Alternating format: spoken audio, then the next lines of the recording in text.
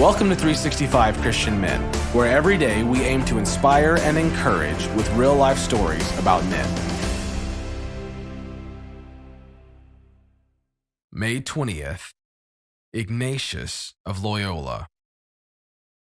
Ignatius's early life followed a predictable pattern for boys born in wealthy, noble families. He started as a page and then a knight, both soldier and diplomat. On this date, in 1521, while he was serving as a soldier, he was severely injured by a cannonball. He almost died. His legs were damaged, and his career as a knight was decidedly over. In Ignatius's second career, he embarked on pilgrimages, lived as a beggar, and often spent up to 7 hours a day in prayer. Being orderly and diligent, Ignatius recorded the way he practiced Christianity in a document called Spiritual Exercises of Ignatius of Loyola, which includes meditations, contemplations, and prayers. He practiced these disciplines long before he became a priest, and he thought of them as helps for all believers, helps for the necessary change of heart. Eventually, with like-minded believers, Ignatius founded a religious order known as the Jesuits. Here's how he got started. What you're living for may not be what you were created to do. For 28-year-old Ignatius, cannon fire rang in his ears, the shouts of war echoed in his mind, and the vision of his useless torso and legs bound to a bed challenged his manhood. He had been a nobleman. He'd been a hot-headed gambler. He'd been a bon vivant. That's French for high life of the party. He had never been shy about using his sword, and he had been captain of the Spanish artillery. When the French attacked the Spanish town of Pamplona, their fortifications weren't finished yet, and the military outpost was weak.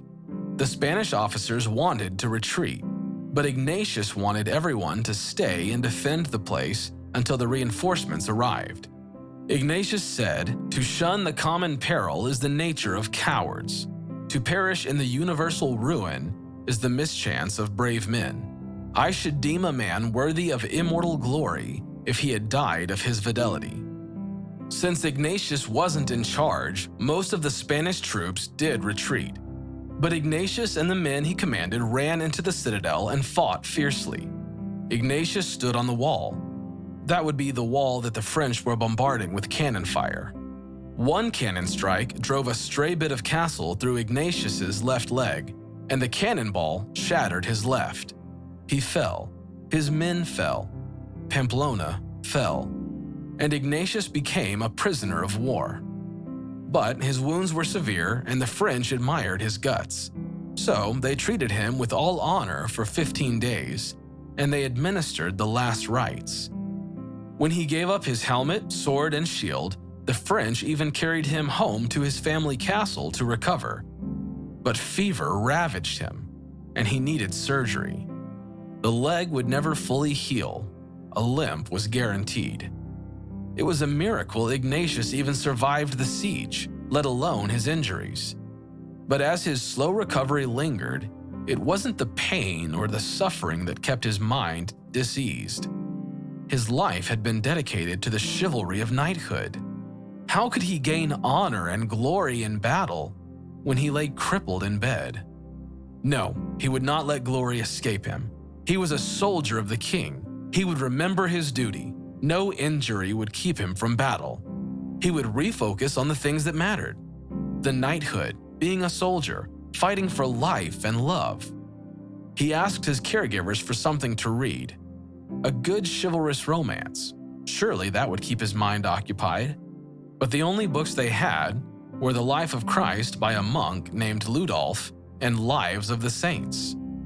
Ignatius was perplexed and perturbed. Here he was recovering in a great castle, but there were no stories of knights. He would go mad without something to do. Still, the books at hand were better than staring at walls.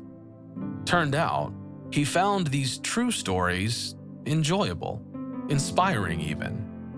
When he lay in that peaceful place between wakefulness and dreaming, he thought of his duties as a soldier, his quest for glory and love. all this was the pinnacle of his career. His joy disappeared. He felt empty, dead inside. But when he thought of Christ, the stories were just as glorious. Joy washed over him. His whole self was bathed in peace, and the deep peace never left. He compared what he had read to his own life, his years as a knight. Did he really want to spend his life fighting? After the initial high of a win, there was nothing.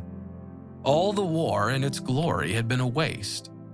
But the saints served the glory of Christ and not their own. That felt like true purpose. A heart fire ignited within Ignatius, and as he recovered, he changed his routine. He no longer wished for his old life. He would make a new one, a life loyal to Christ. One night, he even pledged himself for the rest of his life to be Christ's servant.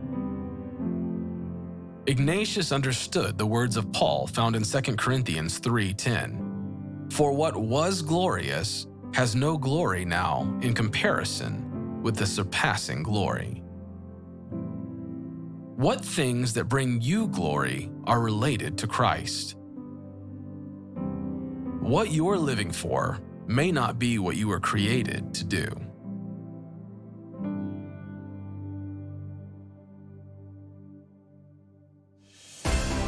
Thank you for listening to today's story. Every day of the year, our hope is to inspire you with real-life stories of faithful men who have gone before us. For today's story, we have a free one-page group discussion sheet available on our website. Please join us tomorrow for another story at 365christianmen.com.